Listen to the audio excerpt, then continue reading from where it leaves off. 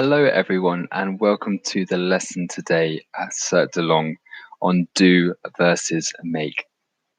So today we're going to be talking about one of the verbs which causes a lot of people difficulties in English. So we are Cercle, we're an English training company based in Paris, and our aim is to help you speak more proficiently in English and more accurately, whether you're using your English in your business or just for conversational purposes when you go abroad. If you'd like to learn more about us, please look in the description below. There are links to our website and to one of our sales representatives. And hello everyone in the chat today. It's lovely to have you here. Thank you very much for joining today. I hope everyone is well. We're nearly at the end of the confinement and it would be great to get outside. But in the meantime, it's important to stay positive and active, and it's fantastic to have you all here wanting to learn something new. So, just a quick introduction about the lesson today. In French, the verb faire is used for when you are constructing something, when you are making or doing something. In English, we almost split this verb faire into two separate verbs. This can be very confusing as it leaves people guessing as to which verb they will use. This is difficult because if you use the wrong verb, it's very noticeable. And we don't mind, we're not judgmental, but we want to try and encourage you and teach you the most efficient way to speak English. So let's start with some questions. I would also like to add, we're going to talk about the really important do's and don'ts of do and make. And if we have time, we're also going to talk about some pronunciations and the future tense from the previous two lessons. As I mentioned yesterday, it's really important to go slowly and to try and explain everything I can for you. I want to help out as much as I can, and that does involve going through every single detail to ensure that you don't miss anything. Hello again to everyone who is joining. I greatly appreciate the messages. So let's just have a quick exercise / recap on the lesson yesterday. What I'm going to do, or I should start by saying the lesson yesterday was on pronunciation.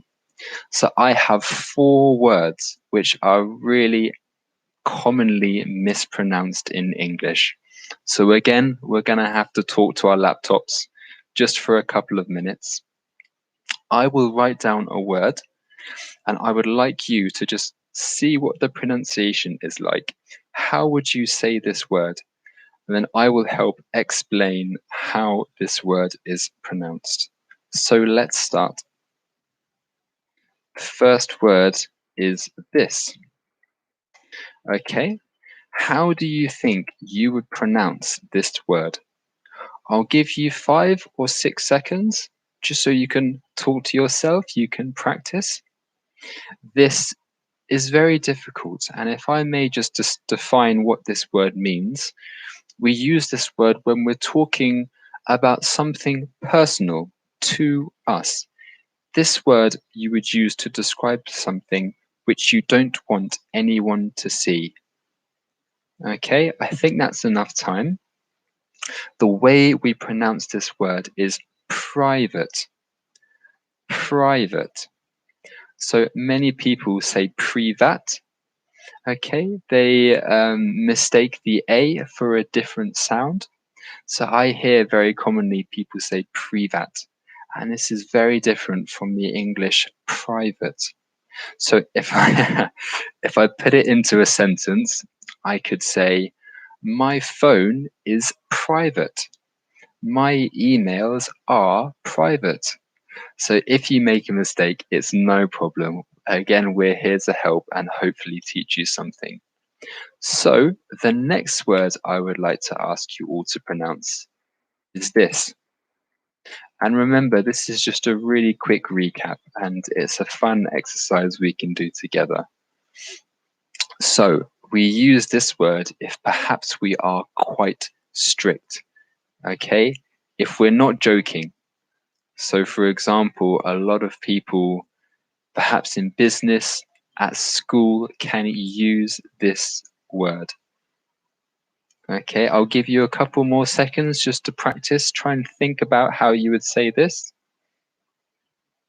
Okay, so the way we would say this word is serious. Serious. A lot of French people will say serious. Okay, they put a lot of emphasis on the O. If you see words ending in I-O-U-S, try and not pronounce the O as much. Try and pronounce the I, U, and S primarily over the U. So again, it's serious and not serious. Okay, serious. I am serious about learning English. I am serious about my job. Okay, and I understand, Elodie, the pronunciation is not always easy. You really have to learn. And I think my aim yesterday and this exercise here is to just try and show you how to pronounce it. I think by practicing and listening to English, you start to understand the pronunciation of the words. So we have a comment here. Salut, tu es en anglais? Oui, je suis vraiment désolé, mon français c'est pas bien. Alors je dois parler anglais pour tous mes élèves. Mais essayez entendre pour l'anglais et j'espère vous apprenez un peu. Merci beaucoup. D'accord. Okay, so let's move on. As mentioned, we're talking about the differences between to do and to make. So I would like to quickly write a sentence to get your opinion. So we're going to see what's important for you. Okay, what do you think the answer could be? So let me write this down here. So do we say to do, make, shopping? So the shopping is when you go to the supermarket, you can buy food, you can buy clothes, you can buy anything. Primarily, if someone said to me, I nearly said the answer. If someone said they were shopping, I would primarily think they're going to buy food. So, do we say do or make for shopping? Mark has kindly offered to give me French lessons. I would love that, Mark. Hopefully, or maybe you could do a French lesson at 4 p.m. that we could all join. It's very kind of you. Okay, so let's have a look at the answers. Everyone is correct. We say we do the shopping. Okay, so one important rule here is that if the action is very obvious or it's a specific task, we say do. Okay, I do the shopping. It's very obvious you're going to go and buy food. You're going to go to the supermarket. Because these actions are clear, it's one of the reasons why we say do. And it's more of an unspecific action. As I mentioned, I will do my best to explain the differences. But as normal, if you have any questions, please do write it in the chat and I would be happy to help. My next question is to do or make a journey. Do we to do a journey or to make a journey? Which one do you think is correct? To do a journey or to make a journey? Okay, I'll just wait for some responses to see what you think. Do we to do a journey or to make a journey?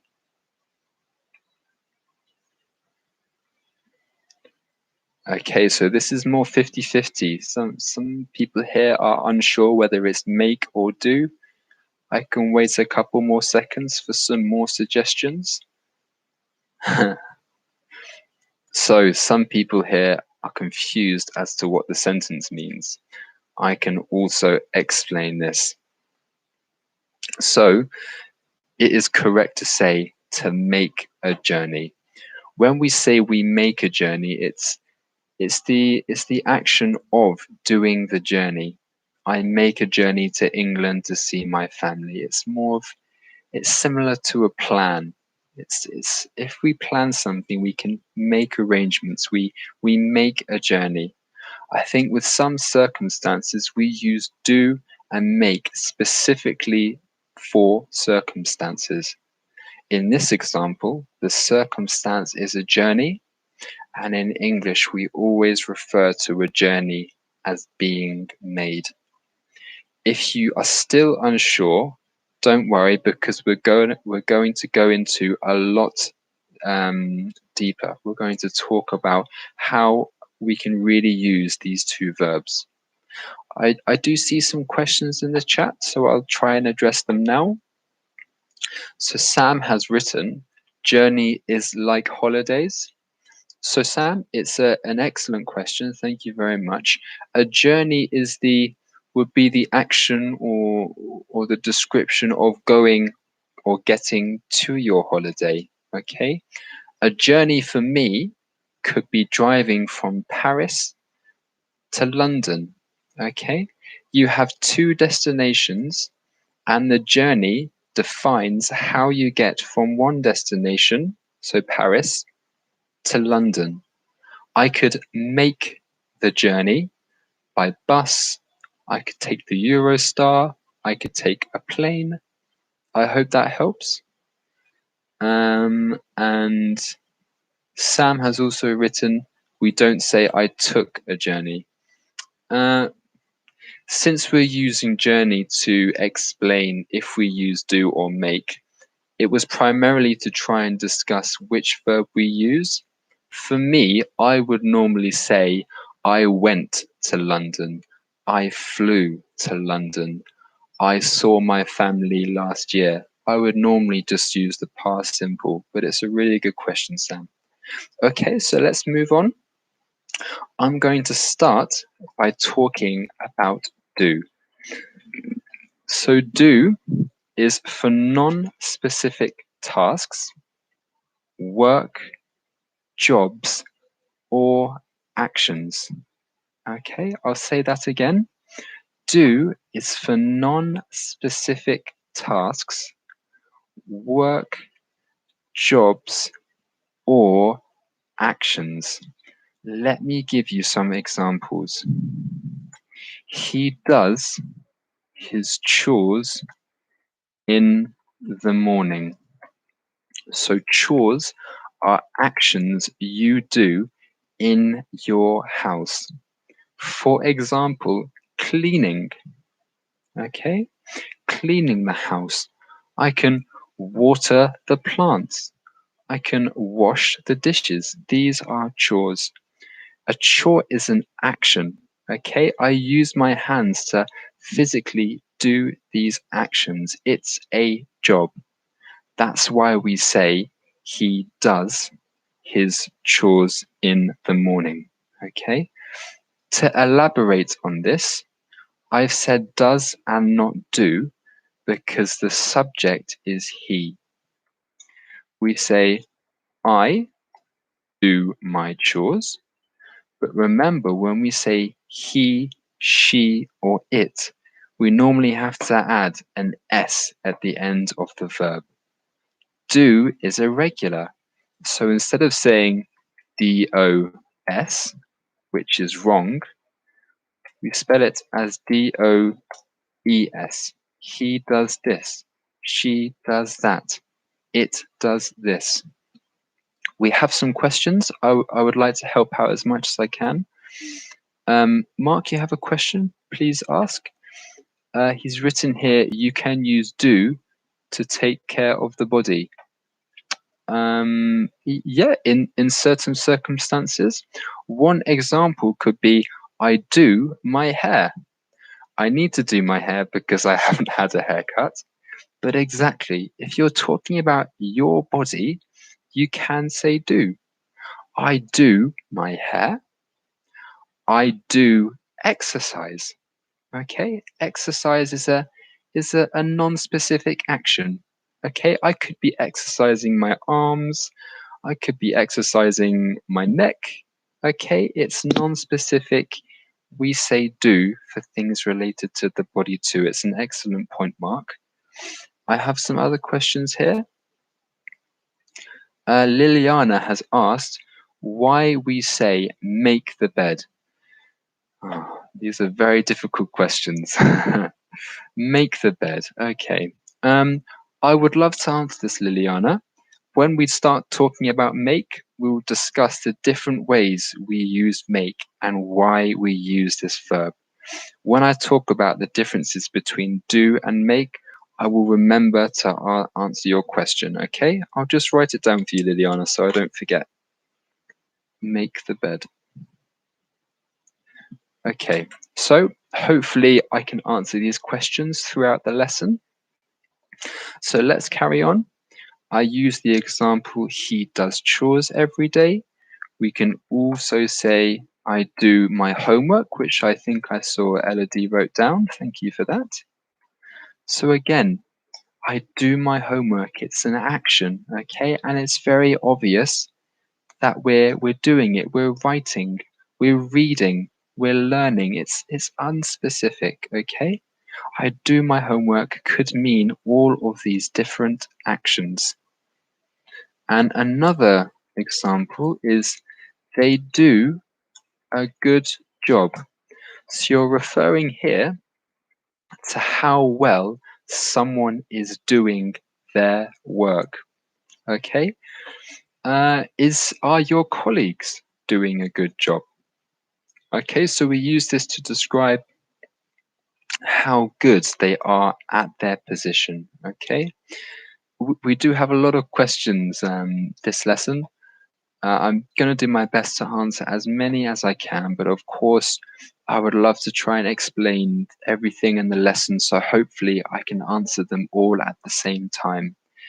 But if I read some questions, okay, I have to thank Mark here for explaining something to Liliana. Thank you for that. So let's carry on.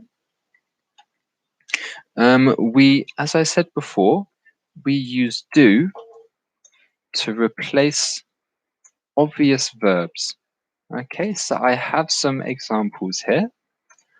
I do my nails is something my sister could say. That would mean that she's painting her nails, or maybe she's cutting them. Okay, it's very obvious what she's doing here. I know my sister is not eating her nails. She is not doing something else with them. I know exactly what she means. Another example is, let's do a puzzle. Again, it's a very obvious verb here. We know that we are going to solve this puzzle. If my friend said to me, Sam, let's do a puzzle, I know that he doesn't want me to eat it again. He doesn't want me to put it away. He doesn't want me to throw it on the floor. It's very obvious the expression and the context of the sentence. Okay, so hopefully these examples show you a bit more clearly how and when to use do. One more example is, I need to do the dishes. Again, it's very obvious that we need to wash the dishes, okay? So I hope this is clear. We do have some other questions. Liliana has written a couple of suggestions. I would love to read these out as they look really good, Liliana. She's written, I'm doing a work report. Fantastic. I am doing a work report. She does her hair. Excellent. So again, we have the subject she, so we have to change do to does. And because it's quite an obvious action, we know she's not doing anything strange to her hair. She's doing it. She's moving it. She's brushing it maybe. When you do your hair or you do your makeup, it's something very obvious and it's related to yourself. So thank you very much. And Liliana has also written, I will write this down, do my best. So like we said before, when I said they do a good job, if we're referring to how well someone is doing in their position or their occupation, it is really a good way to say or refer to their work ethic. They do a good job. They're doing a good job. He's not doing so well. She is doing fantastic in her first week. Okay? Hopefully these examples can help. Again, I have some more points to talk about. I think we could also split this into another lesson as there is so much to talk about. Let's do some questions. I would like you to write me a sentence with do in. I realize that there are a lot of questions. Let's practice and hopefully that can help. Can everyone please Can everyone please write me a sentence with do in, please? And while you're writing, I'll try and respond to some of the questions above. Sam has written, we can also use do to insist about something. Like, I do believe in you. Fantastic, Sam. It's more than I believe in you. That's a fantastic point, Sam. And yes, if you really want to stress, we can use do as an auxiliary verb, which is more like a helping verb. So in Sam's sentence, I do believe in you, we have the subject, I, we have the main verb believe, and Sam has used do in between the subject I and the verb believe. So he's written, I do believe in you, which sounds a lot stronger. It helps the verb believe. It's a fantastic question, Sam. Let's have a look at some of the suggestions in the chat below, and I will try and read them out in case you're watching the video in the future. Sal does the right thing. Fantastic, Mark. Again, we've remembered there that the he, she, and it conjugation of do is does. That was fantastic. So Naomi, that's a fantastic attempt. As we mentioned before, we say we make the bed. I do my homework. That's fantastic. Mapping go. That's a very good attempt at a sentence. It's fantastic that you tried. It's nice to have you here as well. But mapping go, when you say I do working hard, this would be incorrect. You've used the continual form of the verb work, as in working. It's correct to say I do work hard.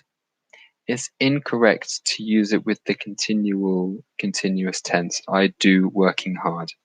We can say I do a good job.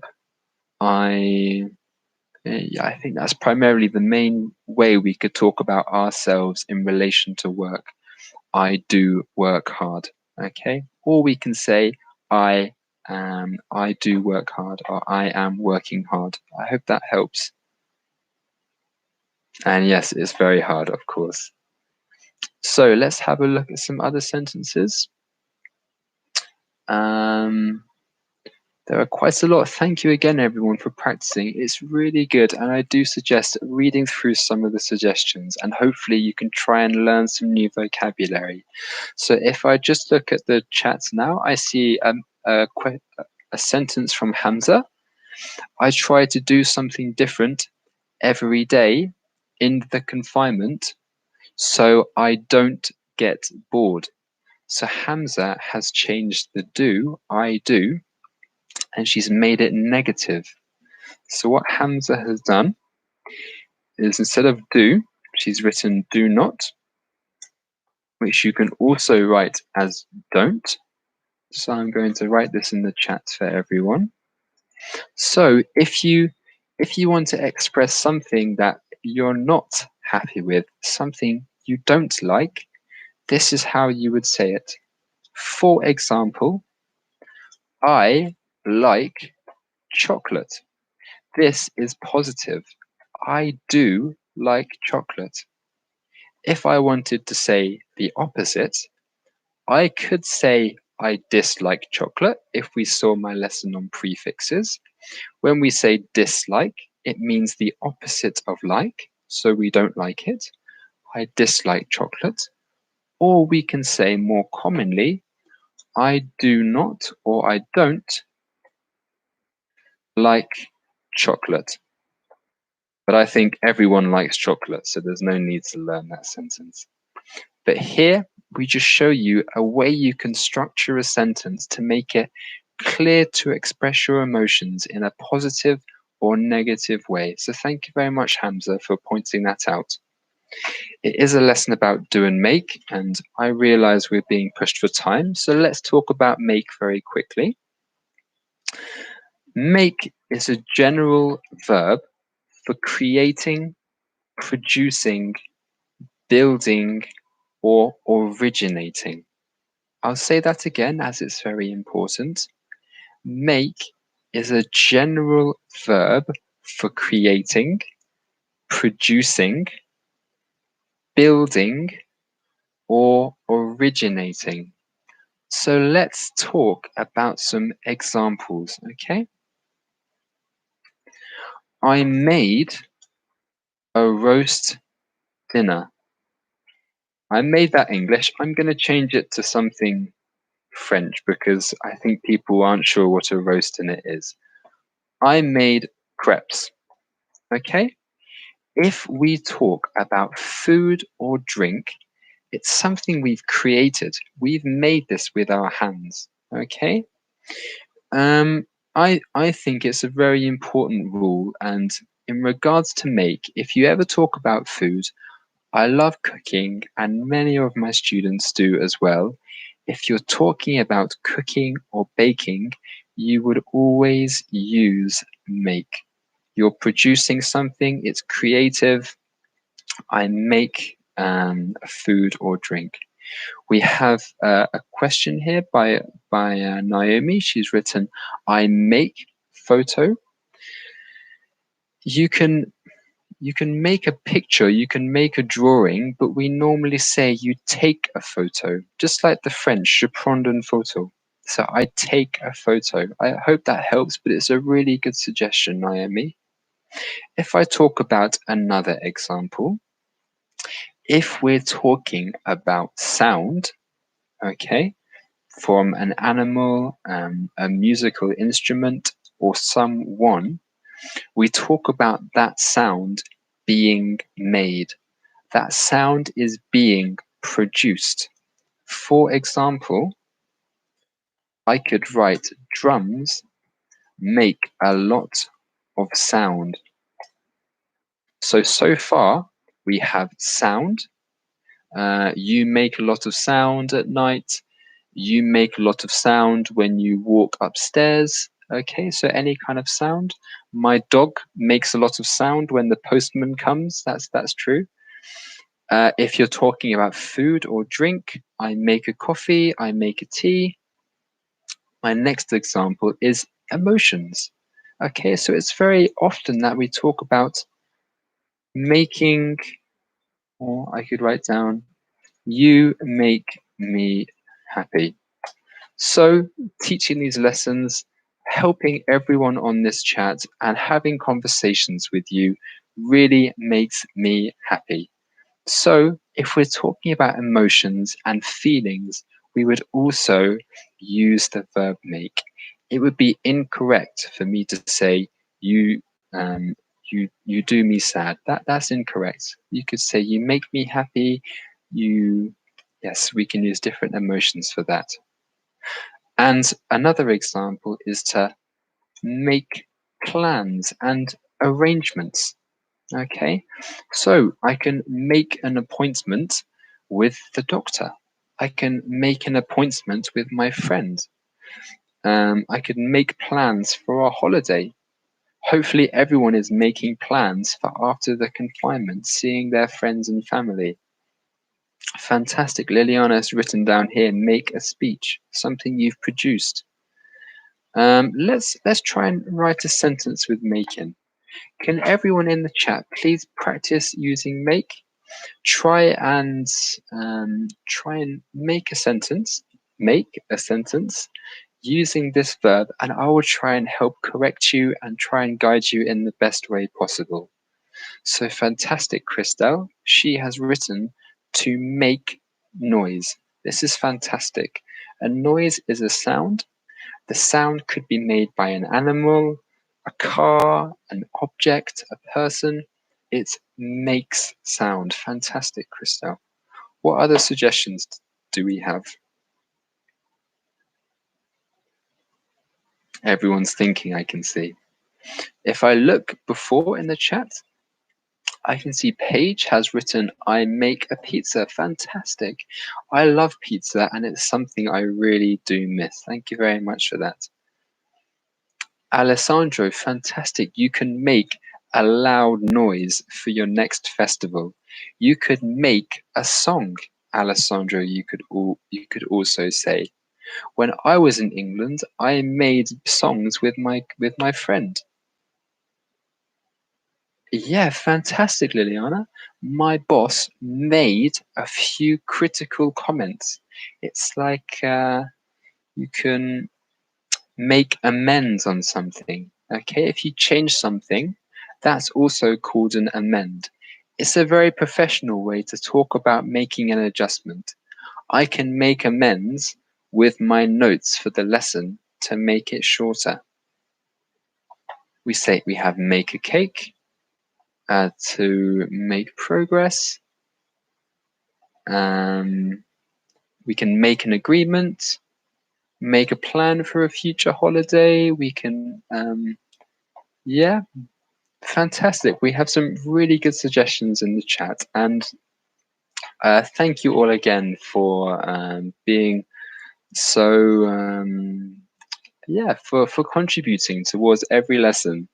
Not only do you make the lesson easier for me, but you make it easier for everyone else in the chat. And it's nice that in a time like this, we can all come together and have a fun lesson. And I really hope at the same time you've had a good time and you've learned something new, of course. I really do try and stress if there's any questions that you have, I really am here to help. Even if it's not on the topic, if there's something that's troubling you, it might trouble other people, and now's a really good time to share those questions.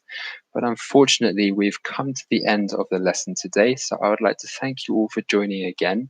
I hope you all have a fantastic afternoon, and I very much look forward to seeing you all at 3 p.m. tomorrow. Have a great day, everyone, and see you soon. Bye.